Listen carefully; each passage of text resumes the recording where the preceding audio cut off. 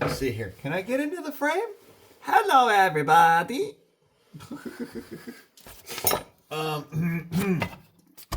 Move around some coffee here. Make up some coffee while I make some soup. God, it's cold out here. All right. Leeks. Leeks. Give that a top and a tail. Guess I got to wash out the rest of it. But leeks. Here. Yay.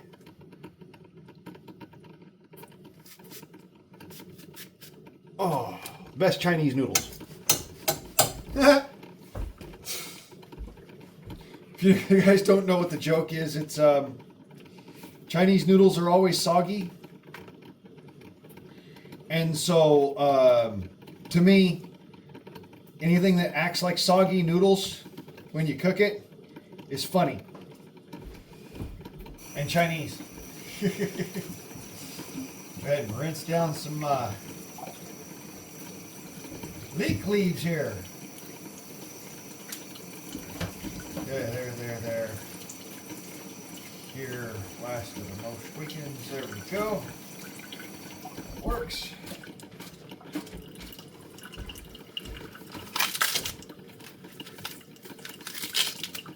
There.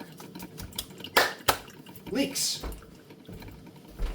Holy shit!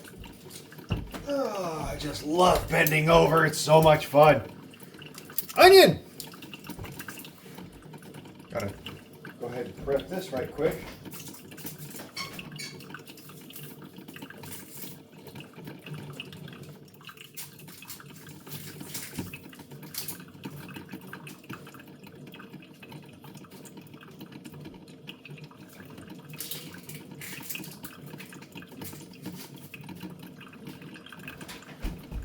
Making an all-American dish here, if you didn't know. Leek and tater soup. So, first things first, you got to know how to bloom an onion. If you didn't know, this is the same thing that the chefs at the old, whatchamacallum's, Outback Steakhouse, same thing they do when they go to fry up your blooming onions. So as you know, and yeah, cutting onions sucks ass, but this is the truth of it. One of the reasons why I never got into food service. I never wanted to be the guy cutting up the blooming onions.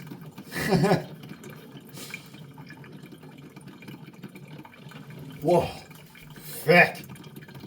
So anyways, there you go, blooming onion. The way to cut a blooming onion is actually, sorry. I'm sitting here cutting onions. What do you expect from me, man? Anyways, you cut it in micro wedges. And this is how you get a blooming onion.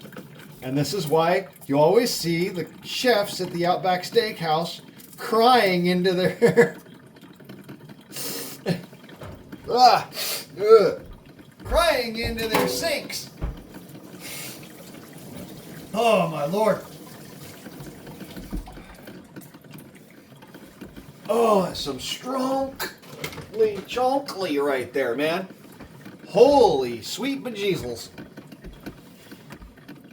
Make sure that, yeah, you're still in frame. Okay. Now, next ups for the real fun.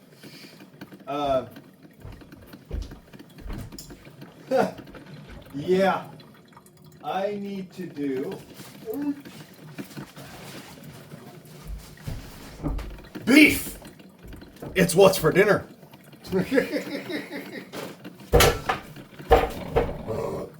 Anyways, open up this ream of beef real quick and toss a slab on there.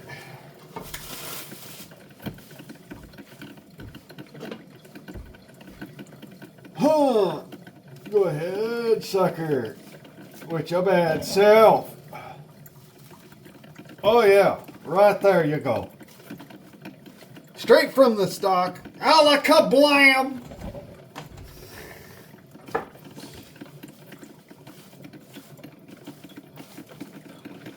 Here we go. Put this back into the freaking fridge. Freaking fridge. Tell freaking frack I want my fridge back. Okay. Anyways, so now we got meat, we've got leeks, we've got onions, we've got garlic. We need a dollop of daisy, some lard.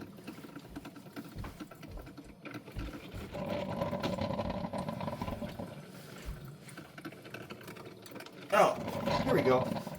I make soup every single night when it's cold out, so my spoon is in constant use.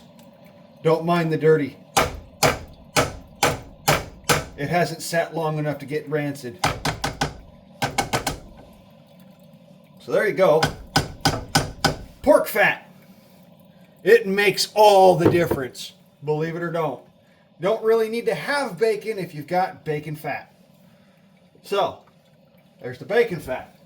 Now, for the other good shit. Butter fat. You want about 4 tablespoons of butter fat. You know, that stuff that'll put blubber on your buns. It's good for you. Believe it or don't, I eat like this, and I'm skinny. So, from here we want pepper. Sprinkling about yay much. A touch of curry. Boink, boink, boink.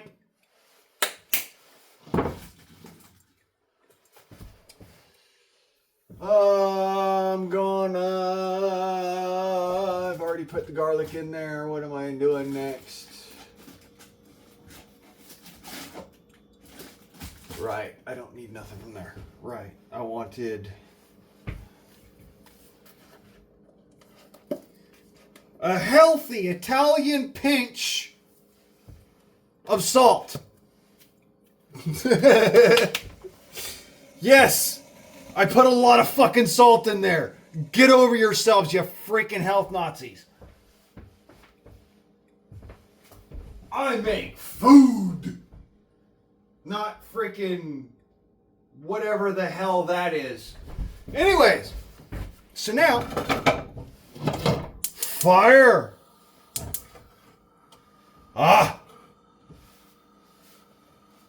And a little dribbly of the water. Not much. I want enough there that it will steam and cook everything with a blanch. Because from here, oops, a little bit too much of the schmoo in the way there. Okay, so from here, it goes from the blanch straight into the soup pot, which I do kind of need to wash out, but give me a second. Oh, shit. I think I can reach. All right. Now, for the fun part. Oh, not that fun part, though, because, you know, I don't have one that can actually let me play with the naughty bits, so, next best thing. Taters! Taters? What's taters, precious? You know, potatoes. Chop them into quarters. Stick them in a soup. Anyways. Yes. All of my shit is dirty. And I do not give a flying rat's ass because it's not like I'm doing anything that I didn't do with it previously, not fucking last night. So, there. Scallop some potato wedges. Well, potato-ish wedges. Potato wedges-ish. because they're not cooked. They're not real potato wedges.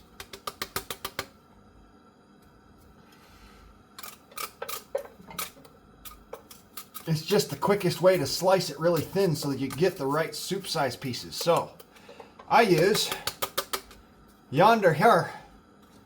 Whoa, come on, sucker. To quite literally all that goodness in there. And yes, before you ask, no, I did not wash my potatoes. Why? Well, it's fairly simple. All the minerals, all the good freaking bacteria that you normally need in potatoes, by the by, are on that. If you wash all of that away, fucker, you don't get any of the good bacteria in your gut biome that normally lives on potato skins. And, you know, I know people will say, oh, well, you know what they grill those in, right? Yes, I do. As a matter of fact, I grow them in chicken shit. Your point.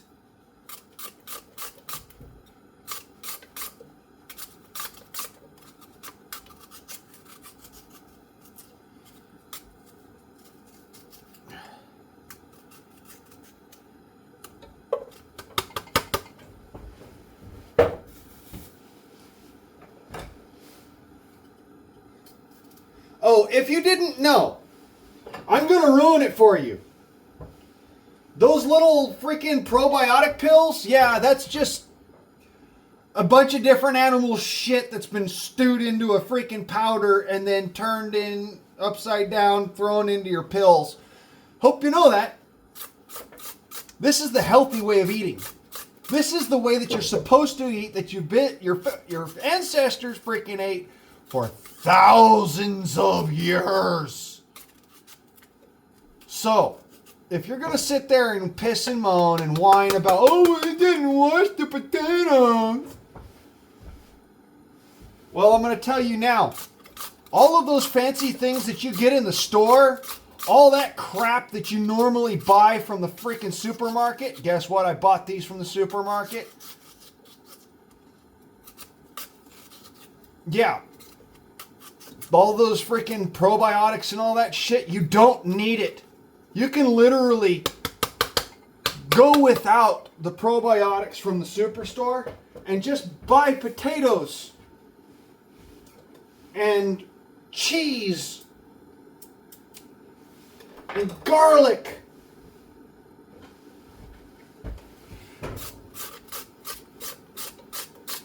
and yogurt.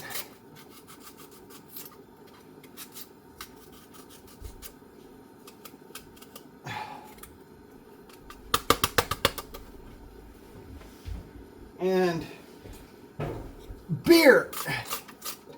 Yes, beer too. You need to actually drink beer. Believe it or don't, it's a vital intake source of selenium, which you don't actually get much of out of bread. I don't know if you knew this. You really do kind of need to take on beer. As much as bread gives you carbohydrates and sugars and a lot of different necessary minerals and whatnot, it's poorly lacking in something which is absolutely vital to your DNA. Selenium. If you don't have enough of it in your diet, you will be sorry. Why do you think they want you to stop drinking? It ain't because it's bad for you. It's because it's a source of selenium that they can't control. They literally can't control it because it's readily available and you can make it at home. You can't get selenium out of bread because it's just not as easily released into your body. Yeast breaks down those starches and make it so that selenium is easier to gain and absorb into your body. There we go. There's the taters.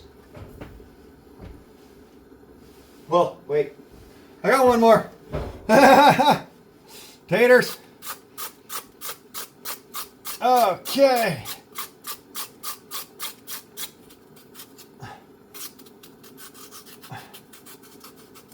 Why do I cut it so thin? Well, very simply put, it's so that it will cook completely and thicken the soup. That's the whole point there. So now,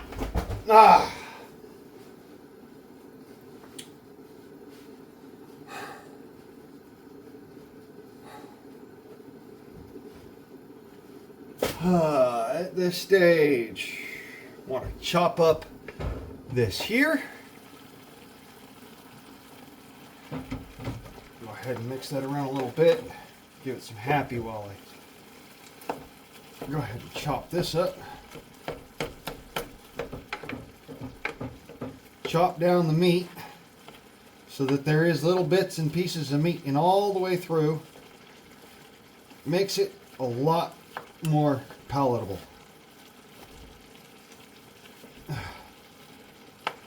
The secrets of cooking, my friends. And I want to point something out to you. Wolfgang Puck, eat your heart out. Dave Ramsey, eat your heart out. This is how Southern folks cook. The amount of lard in here would give a freaking blue whale in a damn heart attack. And I like it like that. Well-made soup stock to start from. Then, this will get poured into here. But for now, I want to just make sure that there's enough water in here that those potatoes don't saunter. What is sauntering when it comes to cooking? Well, that's turning brown. I don't want them to saunter. So, I will sachet them slightly in the water to rinse away the starches just enough that it bonds with the water. Then, in order to not overpower it, but to have enough to make sure things work, a touch of lemon.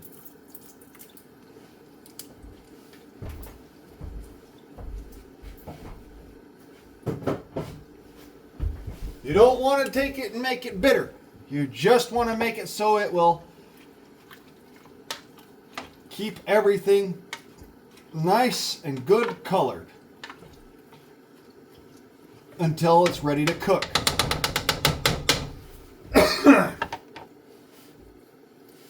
And there you have it. Stock potatoes.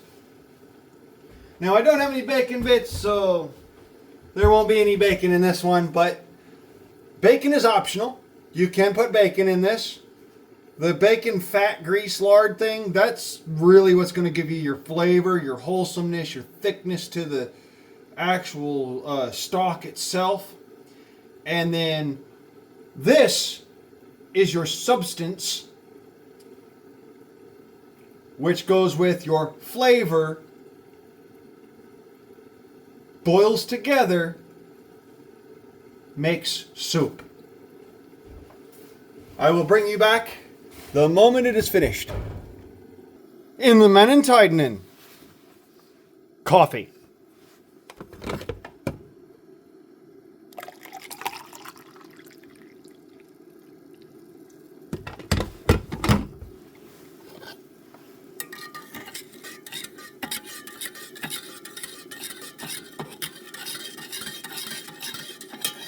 Oops. Oopsies. Don't worry. why I keep these around.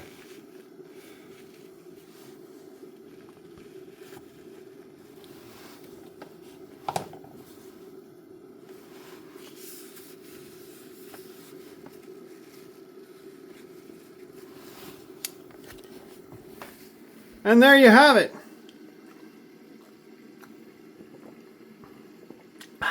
Coffee time. See you in a few. A few seconds, that is. I would like you to take a look here. I want you to see. Now, you can see as the leeks are generally almost completely cooked through. The meat is getting there.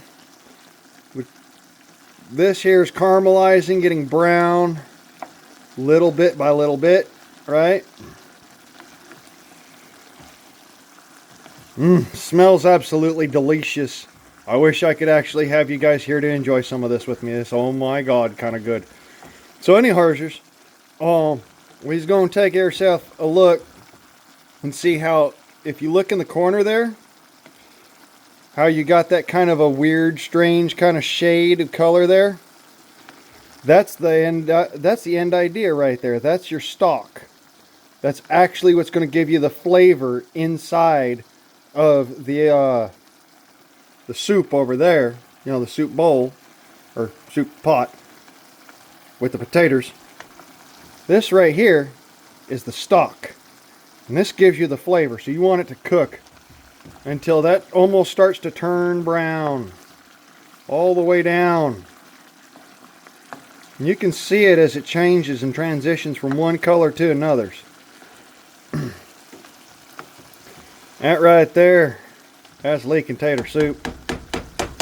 And you can see the garlic, you can see the leeks, you can see the onions, you can see the beef in there. You know it. And all those other flavors are down inside, down in that stalk down in there. And that stalk, as you can see, is just brewing itself away right there. It's got that kind of almost golden brown color to it now. It won't take long and it'll be perfect. So this is going to be some good stuff right there. That'll get you some going on there. Put some meat on your bones, a little bit of fat on your ribs, you know what I'm saying? A little bit of gristle in your grind. Good old-fashioned cooking. Not like you find at a freaking 5-star restaurant. Not like you'd go and you'd get with one of them delivered to your door meals. Now, this right here, this is good old-fashioned Southern cooking. And you cannot beat it. Second cup of kicking the pants.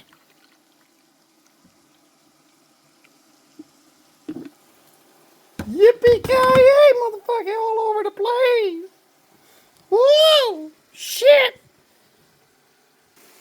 As I about said, second cup of coffee. We come over and we see, does not look as if much has changed. However, I can assure you, a lot has changed. You look down here at the bottom now, there's almost no liquid down there. That's almost all fat. She's howling, and I'm a hoosker do with it. Now for the fun part.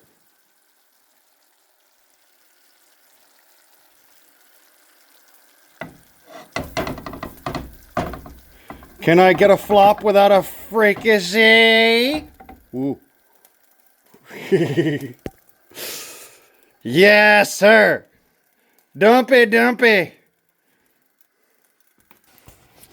Oh boy. Christmas is coming early this year, wa. Say, ooh, January. Oh, lazy day. Find my way, oh Lord. That's some good one right there. Oh, Yeah, just medley that on in. Let her buckle her on a little bit. Yeah. Look at that nice golden rich color right at the top. You can really see it in the shadow there. That's what you're looking for in your stock.